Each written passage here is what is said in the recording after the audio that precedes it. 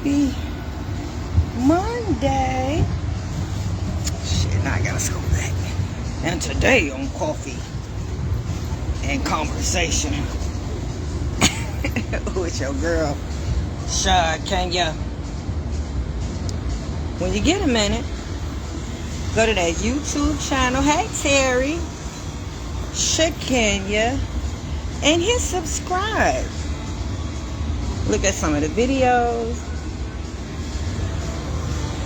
And if you see something you like, just hit share. And y'all, today, remember last week we were talking about like communicating with your babies and how well are you at communicating with your babies? How often do you communicate with your babies? Or just talking to them at all about relationships or anything in general? And even though I try to make it seem like it's something easy to do, it's not. It's really not. Like it take a lot of, you got to put a lot of work into it. A lot of work, a lot of effort. And it's something that has to begin when they're young. Yeah. So it might seem like it, but it's really not. But it's something that you have to practice. Because I get that, and I had this conversation with my parents all the time. Because, you know, I started taking kids at 12, and I just started accepting children as early as 8 for the attitude adjustment program, because I was getting a lot of calls from parents with children that were underage. So I said, I got to create, since I'm not doing the jail tour right now, I got to create some type of space for the younger children, because they acting out just as much as the 12-year-olds. So with that being said, I'm going to give you a couple ways that can help you as far as establishing open lines of communication with your babies. Let's see.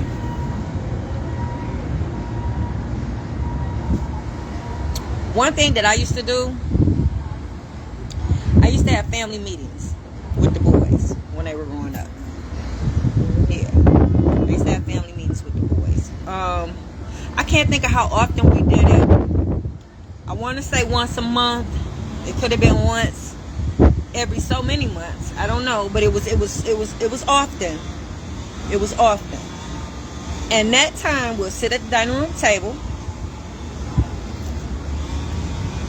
and that was the time that they were able to express how they felt about each other,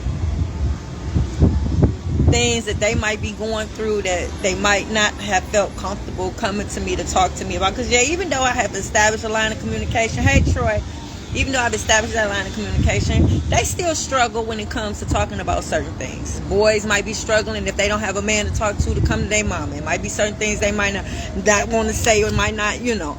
And vice versa. Girls might not feel so that was an open space. So even if they didn't feel like coming to me any other time, even though I made them feel like they can and assured them that they could, they probably felt safer when we had the family meeting. So that's one way of getting an open line, or starting an open line of communication. At least you would know that one time when y'all had a family meeting that the baby might feel like they're in a safe space to tell you what's going on with them, or talk to you about some issues that they might be struggling with. And it gave them the opportunity to tell me some of the issues that they might have been having with me. I know. I assured them, because they even cuss sometimes in the meeting. That's not something that I condone all the time. But in that meeting, if they was angry about something or frustrated and it came out, it was accepted at that meeting. So yeah, they had to. That was the time where they could tell me if they had any issues about me and my parenting. Anything that I can improve on. Anything I can do better at. Me hollering at them. Anything. Chores. We talked about. You'll be surprised what children be thinking and the things that they would like to say to you that they don't. Just because you mom, just because you dad, just out of respect. They might be scared. They might not feel comfortable talking to you. But you'll be surprised the type of things that goes through their head, and things that make them mad, and the things that they be wanting to say to you. You'll be surprised about yours. Kids hate, oh my God, you'll be surprised how they feel about you just because you make them clean up. I mean, I know. Go figure. But yeah, just anything that they wanted to talk about, anything they wanted to express, they was able to do so at the family meeting. Hey, Danielle. I was wondering when you was going to come to the party, boo. I'm like, where my Danielle at? I was about to call you on Messenger on the live. So, yeah, guys, that's one way. And then, another thing is, do you play the apology game with your baby? Yeah, you know the apology game. I've talked about the apology game in a couple videos. Yeah. It's when you actually, how can I put it? How can I start it off? Because it tend to fall on like when you start having issues with your babies, you know. And sometimes if you sit down and you think about some of the issues that you might have with them, you might be the reason why. You might be the reason why the baby might be doing some of the things that they doing, yeah, you might be the reason why the baby doing what they doing. Simple as that. So the apology game is when you look at those things that they doing that you necessarily don't approve of, and you see where you contributed to that. Yep. It can be your kids smoke. And it can be that they learn how to smoke because your girl that used to come over your house all the time smoked, or your boyfriend smoked, or something like that. But you hate the fact that the baby smoked. But you're the reason why. You contributed to it. Now, if that might not be the only reason why, because your friend smoked, but you definitely played a part in that by bringing your friend around and not telling your friend that they can't smoke around the kids. Yep. So that's just a small one. It might not mean nothing to you. Me, it meant I hate that my boys started smoking, but they smoked because my baby daddy smoked. I know. But at times like that, it can be anything. It can be that smart mouth.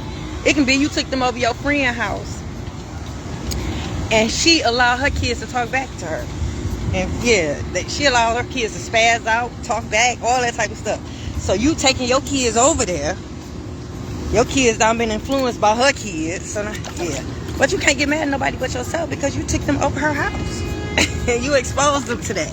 So I say that because Ken, say good morning to Coffee and Conversation. She get on my last nerves. Kids don't never cooperate with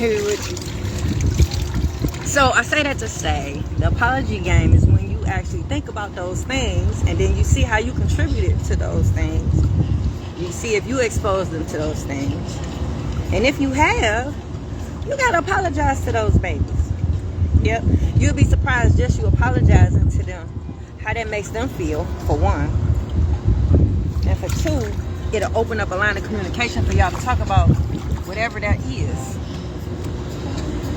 that troubled them. And not only troubled them, because ain't no telling where it's speared off to. Probably contribute to their behavior issues. They probably contribute to their characteristic. Probably contribute to them as a person, just period. How they carry themselves, things that they do. I don't know.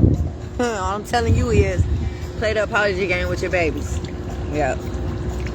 And that's it, y'all, for Coffee and Conversation with your girl Shakenya. That's our scenery, guys, in our hotel. Rooftop. I'm out. Mwah.